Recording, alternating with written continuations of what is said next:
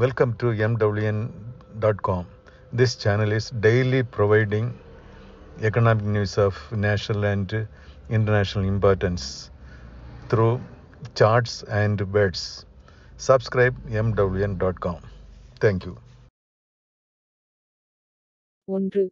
FMCG நிறுவனமான Hindustan Unilever limited HUL 2706 ரூபாய் 44 பைசா கோடிக்கு அப்ரைசிங் சயின்ஸில் 90.5% பங்குகளை கையகப்படுத்துவதை வெற்றிகரமாக முடித்துள்ளதாக அறிவித்துள்ளது. அப்ரைசிங் சயின்ஸ் என்பது D2C தனிநபர் பராமரிப்பு பிராண்டான மினிமலிஸ்டின் தாய் நிறுவனமாகும். ஒழுங்குமுறை தாக்கல் ஒன்றில் HUL கூறியது, நிறுவனம் அப்ரைசிங்கின் 90.5% பங்குகளை கையகப்படுத்துவதை முடித்துள்ளதாக இப்போது தெரிவிக்கப்பட்டுள்ளது. 2. 1400க்கும் மேற்பட்ட மொத்த சந்தைகளை டிஜிட்டல் முறையில் ஒருங்கிணைத்த மின்னணு தேசிய வேளாண் சந்தை நாம் தொடங்கப்பட்டு 8 ஆண்டுகள் ஆன நிலையில் அவரது தளம் மூலம் மாநிலங்களுக்கு இடையேயான மற்றும் மண்டிகளுக்கு இடையேயான வர்த்தகம் சிறிய முன்னேற்றத்தையே அடைந்துள்ளது.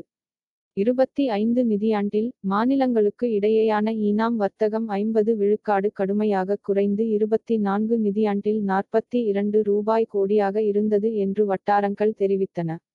இதன் பொருள், விவசாயிகளின் புவியியல் இருப்பிடங்களை பொருட்படுத்தாமல் அவர்களுக்கு தடையற்ற சந்தை அணுகலுடன் விவசாயப் பொருட்களுக்கான பான் இந்தியா சந்தையை உருவாக்கும் ஈனாம் இலக்கு அடையப்படவில்லை.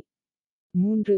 நேரடி நன்மை பரிமாற்றம் DBD மூலம் பயனாளிகளுக்கு பல்வேறு மானியங்கள் மற்றும் சலுகைகளை மத்திய அரசு மாற்றியது ஆண்டுக்கு சுமார் 4 விழுக்காடு குறைந்து 2024 முதல் 25 ஆம் ஆண்டில் 6.6 லட்சம் ரூபாய் கோடியாக இருந்ததாக சமீபத்திய அதிகாரப்பூர்வ தரவு காட்டுகிறது.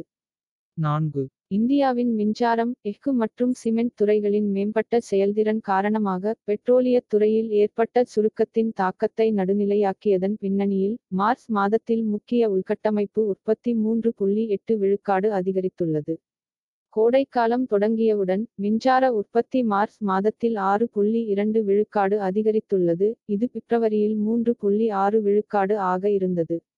உள்கட்டமைப்புக்கான அரசாங்க செலவினங்களின் அதிகரிப்பின் நேரடி பயனாளியாக இருந்த சிமெண்ட் துறையின் உற்பத்தி பிப்ரவரியில் 10.8 விழுக்காடு ஆக இருந்த மார்ச் மாதத்தில் 11.6 விழுக்காடு ஆக உயர்ந்துள்ளது. 5. இந்திய ரிசர்வ் வங்கி RBI பல தொடர் இறையாண்மை தங்கப் பத்திரங்களுக்கு SGBS முன்கூட்டியே பணம் செலுத்தும் காலத்தை அறிவித்துள்ளது. SGBS ஆரம்பத்தில் நவம்பர் 2015 இல் இந்திய அரசாங்கத்தால் கடன் வாங்கும் நோக்கத்துடன் தொடங்கப்பட்டன, மேலும் அவை தங்க பணமாக்குதல் திட்டத்தின் ஒரு பகுதியாக இருந்தன. வெளியிடப்பட்ட நாளிலிருந்து 5வது வருடத்திற்குப் பிறகு SGBS இன் முன்கூட்டியே பணம் செலுத்த அனுமதிக்கப்படுகிறது. இந்த பத்திரங்களின் முழு காலம் அல்லது காலம் 8 ஆண்டுகள் ஆகும். இந்தியாவில் தங்கத்திற்கான தேவையை குறைப்பது, சேமிப்பை நிதியளிப்பதை ஊக்குவித்தல் மற்றும் பொருளாதாரத்தில் உற்பத்தி பயன்பாட்டிற்கு பயன்படுத்தப்படாத தங்கத்தை வழிப்படுத்துவதே இதன் நோக்கமாகும். 6.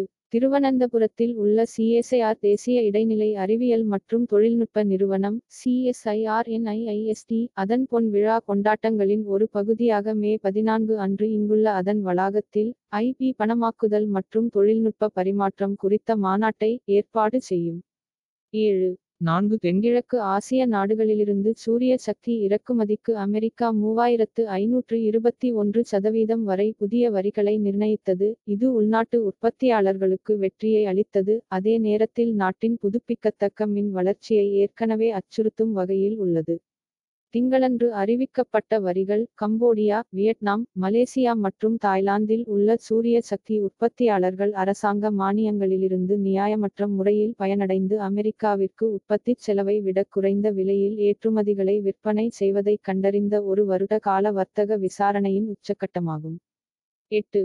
நடப்பு ராபி சந்தைப்படுத்தல் பருவத்தில் ஏப்ரல் 20 வரை ஒரு குவிண்டாலுக்கு 5950 ரூபாய் குறைந்தபட்ச ஆதரவு விலையில் MSP 1.79 லட்சம் டன்களுக்கு மேல் கடுகை நாஃபெட் கொள்முதல் செய்துள்ளது. Subject videos for BCom, BBA, MCom and MBA are available in the YouTube channel MWN.com. Please subscribe the channel MWN.com.